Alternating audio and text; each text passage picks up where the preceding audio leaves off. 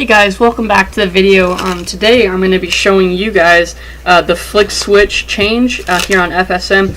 It's a the trick in casing it is more of a advanced, intermediate, maybe the top end of the beginners, but more of a moderately intermediate trick, as it uses some more intermediate varying to beginner and advanced moves. But the flick switch itself is very beginner, and it can be used for any tricks, advanced, intermediate, anything. It's a really great move that I created myself. It is original to this channel and to the Flip Switch Magic tutorials channel. Let's get straight into the demonstration. Hey guys, welcome to the demonstration. I'm going to be using the Guild of Artisans Black Edition deck. They're all normal. They're all the cards are mixed up and shuffled. There's no order, and the gimmicks are out of this deck. So it's just a normal performing standard deck. Let's get straight into it though. I'm gonna have the spectator select 2 cards from the middle of the deck. Tell me when to stop. Right there, perfect. I'm gonna pull your cards out. Whoa, excuse my sloppiness. Let's try this one more time. Tell me when to stop. Right there, I'm going to pull your cards out of the middle of the deck. The King of Clubs and the 6 of Spades. I've got both of them right here. The 6 of Spades, which is a single card, as you can see, and the King of Clubs, also a single card. They're both going on top, face up, the 6 and the King. So tell me when to stop again. Right there, perfect. I'm going to drop the 6 of Spades and the King of Clubs into the middle of the deck. Right there, both of them are going in, the 6 and the King. And drop this packet on top. Now that was a pretty good mix-up, but we can still keep mixing up. So just tell me when to stop one last time. Right there, perfect. And then cut the deck at your location, and then give it a riffle shuffle.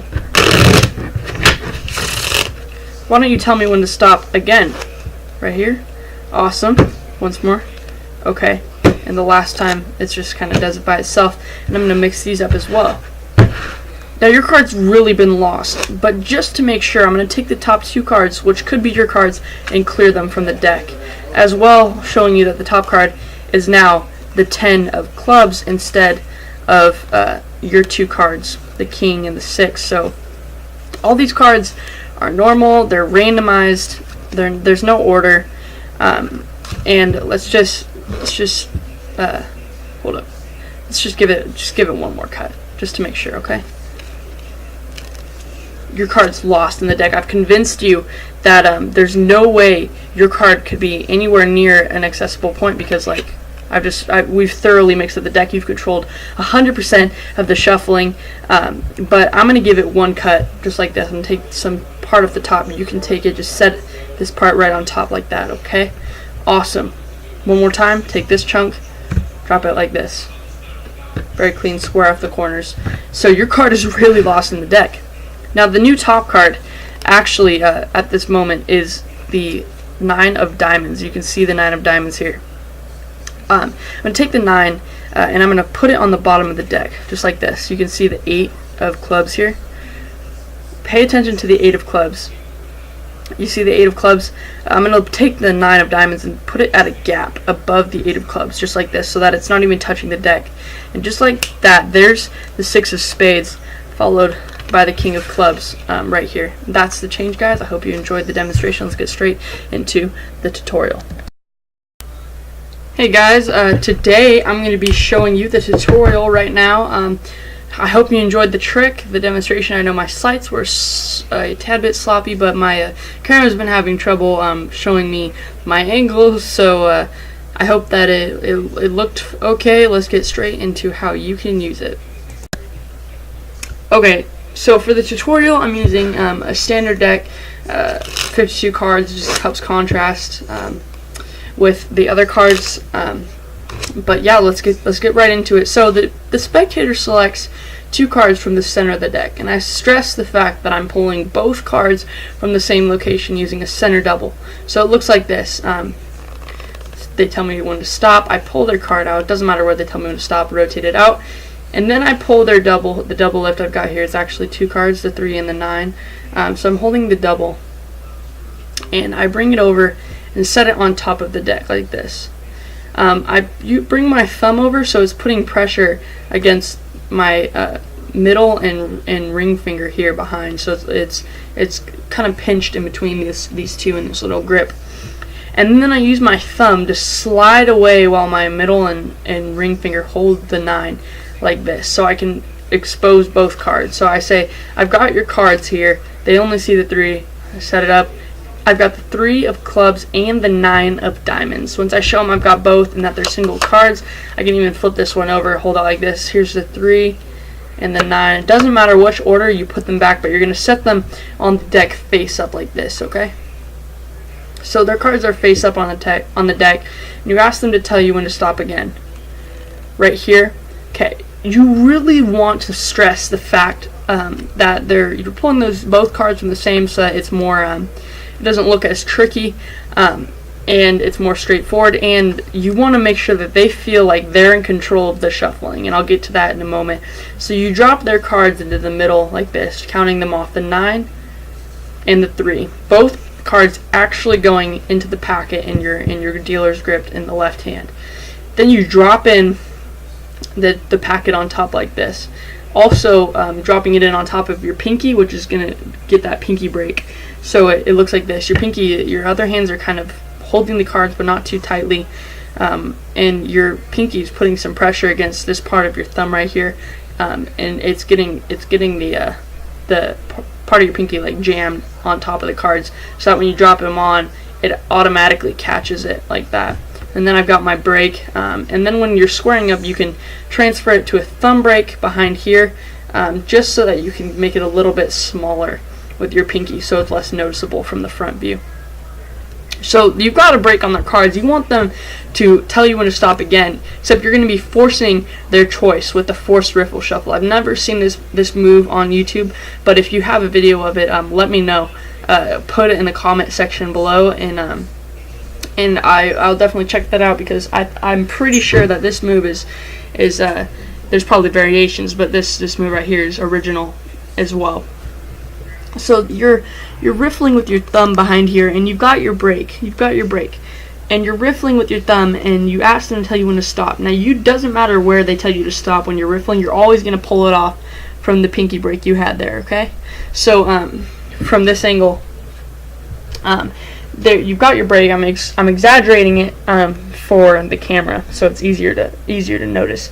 So I'm riffling like this, and they might tell me stop right there, and I've still got a lot of room before the break, right here. Okay, these cards. What do you do with those cards? Before you pick it up, so you're riffling, they tell you to stop. They might tell you to stop immediately, and you just gotta pull it off from the break like this, not really showing them the depth of the piece you just pulled off, and then dropping it like that, so that their cards are on top now. Okay, let's try that one more time. You've got your break. They tell you when to stop. It might be above the deck. You're just gonna, if they tell you where to stop here, you're just gonna pick those cards up like that and cut it anyway from the bottom like that. A variation of like the double under. So you've got their cards on the top. You've cut them to the top using the forced riffle. It would look like this in speed. Tell me when to stop. Right there, perfect. I'm gonna cut it like that. Really fast. You don't want to spend a lot of time on that move. And then you're gonna ask them to tell you when to stop again. Right there, awesome. And you're gonna pull it off for an in the hands riffle shuffle. Or if you have a table like me, you can just do it on the table. And you want to keep those two cards, the 9 and the 3, on top. Cards have been mixed up. They feel like they've controlled the amount of cards used in the riffle shuffle. And now for the last part that they control in this cut, you're going to use a table cut, false cut. Tell me when to stop twice, once here and once here, and the last one just works itself out, and then you just follow up behind it. And their cards are still on the top, the 9 and the 3. So you force their cards to the top, and this next part moves them to the bottom. And I'll tell you why I didn't move them to the bottom with all this forcing and stuff originally. And that's because this helps, for one, with the wow factor at the end, because you're actually clearing the top 2 single cards and showing them the bottom and the top of the deck, showing them that it has to be somewhere in the middle, both their cards. So I do like this. I'd flip the deck over and I say, hey, look, the bottom sorry, the bottom of the deck, that none of these are your cards, and the top of the deck, even if you thought they were, even though you've controlled 100% of this shuffling, I'll move the top 2 cards and clear them. You don't want to say you're putting them on the bottom, you just want to say I'm clearing the top 2 cards like that, and then square up. Then I use the Ferris Flourish like this to show them the top card and prove that it's not their card. And then you can also like fan off a bunch of the cards and just like this and show them that. I wouldn't do too big because that means that it's got to be really narrowly in the middle. I do like top 5, like none of these are your cards. Don't mind that there are 3 jacks there, that's not intentional. And then yeah, you can even give it like one more cut and just be like, I'm really mixing it up here, because for this next part you say like, I've convinced you that the deck has been mixed up well. You're going to show them the bottom of the deck. Sorry, you're not going to show them. You're going to be doing this next part on the bottom. You're not actually going to have the deck rotated like this, but I'm going to show you this move in an exposed view. So in speed, this move would look something like, you know, I've convinced you that the bottom card is completely mixed in the deck. Like there's no rhyme or reason to it. I'll give the deck, you know, that was the move right there. You're going to have this grip where you're taking your pointer finger, middle finger, ring finger, and pinky finger, pretty much your whole hand, and just encasing the deck like this, so that from pretty much the top left corner to the bottom right corner, so that only a diagonal strip is showing of the deck, and you've got some space in between here for cards to move around like this. You've got both their cards on bottom, and you've got about an inch probably from your middle finger to the deck like this. So you're in this grip. I've convinced you that the deck is completely mixed up, that we've thoroughly went through it mixed up, and this is when you're going to get your thumb break right here, your pinky pull down, or sorry, your thumb pull down on this bottom card, which is one of theirs. It doesn't matter which, the 9 of diamonds in this case. And you're going to kind of separate it from the rest of the deck, so you've got this gap like this. And you're going to push it over. This is the bottom card reverse. You're going to push it over. This is a little bit angle sensitive. From the bottom it's really visible, so try to keep the deck angled down a little bit. You're going to push their card across like this, so their card is coming across in the space between your hand. You're going to put some pressure so it's bending with the pressure a little bit, so it doesn't, just like the corner doesn't sneak out past your hand. Depends on how big your hands are. So you've got pressure on this, and you kind of just let the pressure take the other end of the card, forcing it into this hand right here.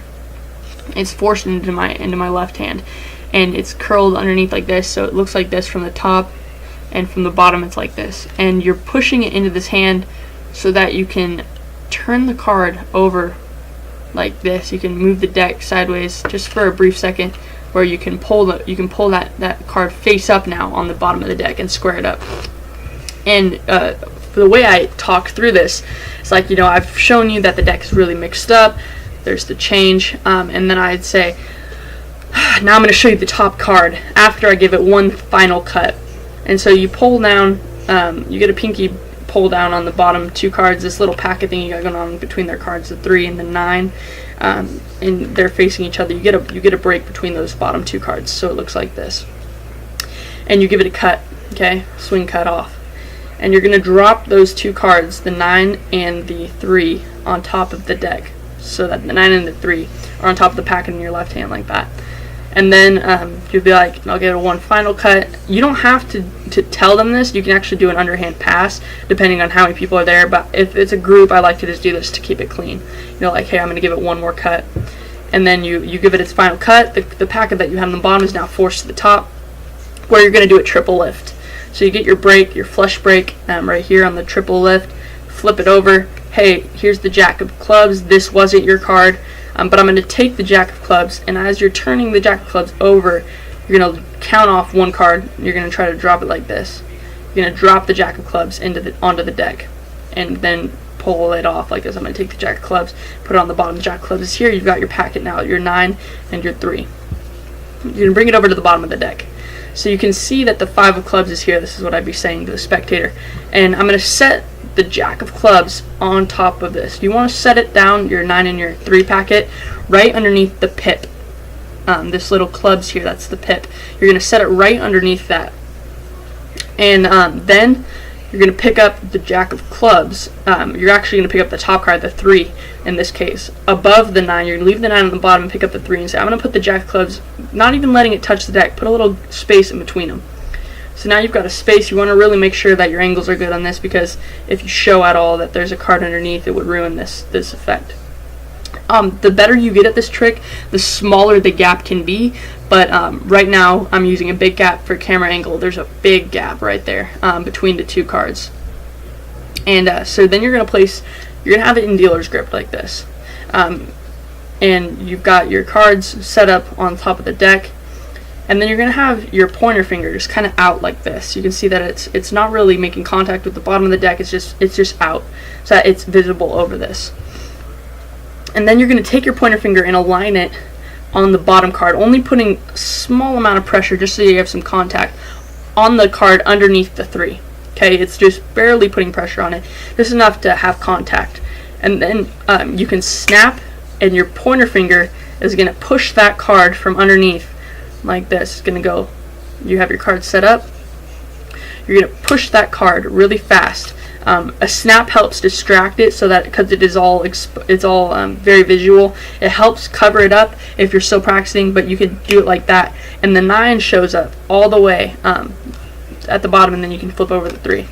Now, a couple of issues you might run into practicing this trick is that if your deck underneath isn't squared up, if it looks something like this, it's all like crooked, then when you try to do it, it's not going to go all the way, because your finger is going to stop at this angle, and there's going to be this white line here from the card underneath it, and you don't want that. So you can square up the deck as you take the Jack of Clubs. I'd encourage you to just square up the deck. You don't have to do it like that.